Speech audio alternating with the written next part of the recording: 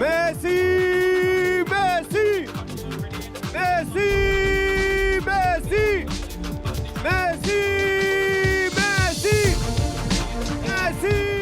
രാജ്യതലസ്ഥാനത്തും ഫുട്ബോളിന്റെ മിശിഹയ്ക്ക് ഊഷ്മള വരവേൽപ്പ്.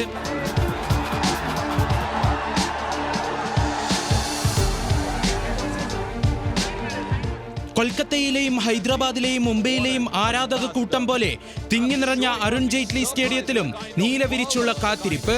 2 മണിക്കൂറോളം വൈകിയെത്തിയ മെസ്സിക്കായി അക്ഷമരായി കാത്തിരുന്ന ആരാധക വൃന്ദം. കാത്തിരിപ്പിനൊടുവിൽ മെസ്സി എത്തിയപ്പോൾ ആരവങ്ങളോടെ വരവേൽപ്പ്.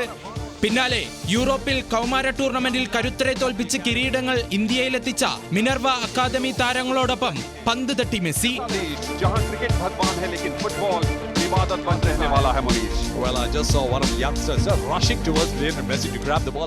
ICC അധ്യക്ഷൻ ജയ്ഷ മെസ്സിക്ക് 2020 ലോകകപ്പിന്റെ ടിക്കറ്റ് നൽകി ടിക്കറ്റ് വിൽപ്പനയുടെ ഔദ്യോഗിക ഉദ്ഘാടനം ആരംഭിച്ചു. പിന്നാലെ ഇന്ത്യൻ ക്രിക്കറ്റ് ടീമിന്റെ 10ാം നമ്പർ ജേഴ്സിയും മെസ്സിക്ക് ജയ്ഷ കൈമാറി.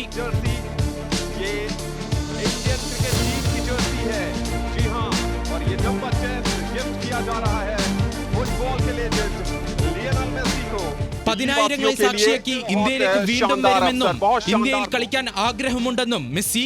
Impresionante, una locura todo lo que hicieron por nosotros estos días, así que nada, nos llevamos el cariño de todo y seguramente volveremos, ojalá sea algún día a jugar algún partido o en otra ocasión, pero seguramente que volveremos a visitar India. Muchas gracias. Gracias.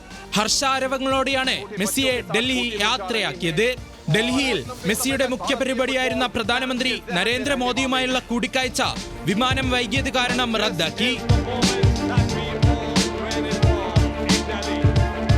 Sports desk news Malayalam.